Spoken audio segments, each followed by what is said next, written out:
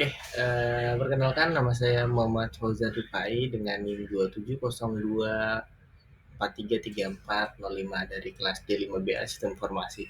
Pada kesempatan ini saya ingin mempresentasikan proyek kami yang berjudul Gotong Royong mewujudkan akses air bersih dan sanitasi layak di masyarakat.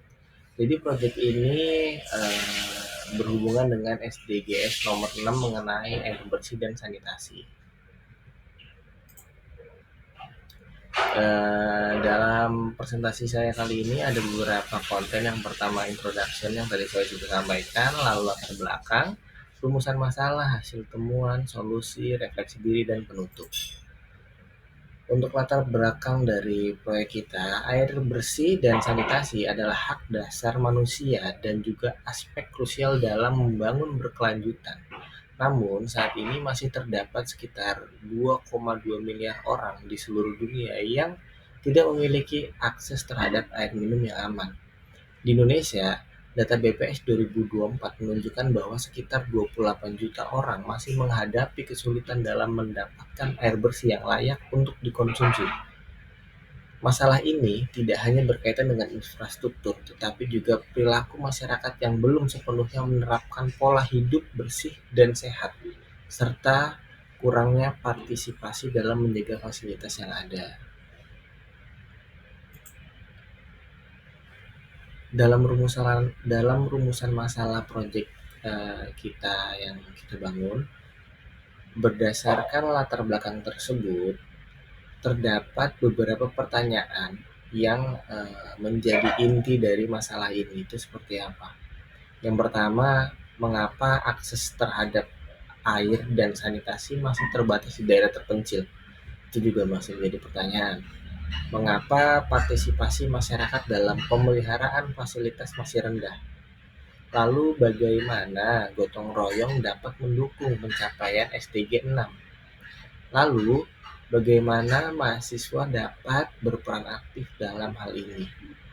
Yang terakhir, metode edukasi apa yang paling efektif dalam memecahkan masalah ini?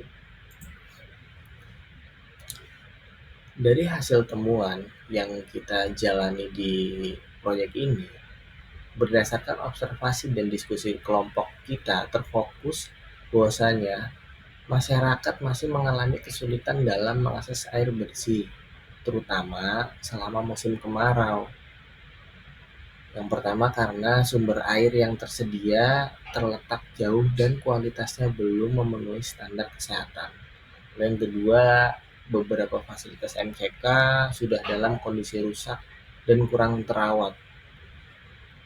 Yang ketiga, selain itu, sebagian masyarakat masih melakukan buang air besar sembarangan. Jadi belum sepenuhnya masyarakat Indonesia memiliki WC pribadi.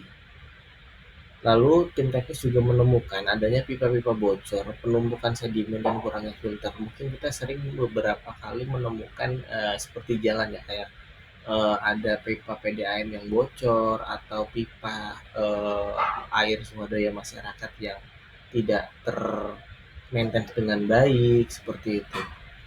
Lalu juga semisal kalau ada penumpukan kotoran itu tidak dibersihkan, jadi kesadaran masyarakat juga masih acuh. Lalu yang terakhir, dari segi sosial terdapat rendahnya kesadaran akan pentingnya perilaku hidup bersih dan sehat dari masyarakat kita sendiri. Solusi dari proyek kami yang kita tawarkan itu ada 4 solusi. Yang pertama, rehabilitasi sistem air bersih dengan cara memperbaiki pipa-pipa yang bocor, membersihkan bak penampungan, dan menambahkan filter sederhana. Yang kedua, memperbaiki fasilitas MCK agar dapat digunakan dengan layak. Mungkin ini juga akan bersinggungan dengan pemerintah, agar pemerintah juga tetap memperhatikan sisi masyarakatnya. Lalu yang ketiga, melakukan edukasi tentang perilaku hidup bersih dan sehat dengan melibatkan puskesmas dan posyandu. Lalu yang keempat, membentuk kelompok pengelola air berbasis masyarakat untuk memastikan pemeliharaan dilakukan secara rutin melalui gotong royong.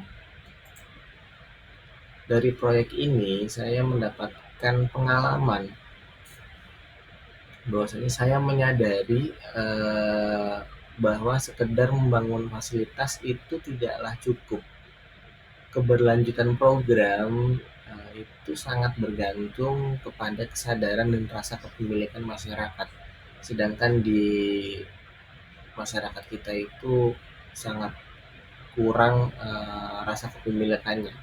Kayak contoh semisal ada pemerintah membangun sesuatu yang bersifat fasilitas umum, mereka itu bersikapnya acuh, seolah-olah bahwasannya mereka bukan yang memiliki itu, padahal ketika mereka butuh juga mereka akan memiliki fasilitas itu. Lalu saya juga memahami betapa pentingnya edukasi dan pemberdayaan yang sejalan dengan pembangunan fisik. Selain itu saya merasakan peningkatan dalam kemampuan diri seperti pemecahan masalah, komunikasi, kerjasama tim, dan adaptasi dengan kondisi lapangan. Jadi dengan banyaknya eh, komunikasi yang berbeda di masyarakat, kita sebagai tim harus mencoba beradaptasi dengan kondisi lapangan yang ada, seperti itu. Lalu proyek ini menanamkan rasa tanggung jawab sosial bahwa setiap individu, sekecil apapun perannya, dapat memberikan kontribusi.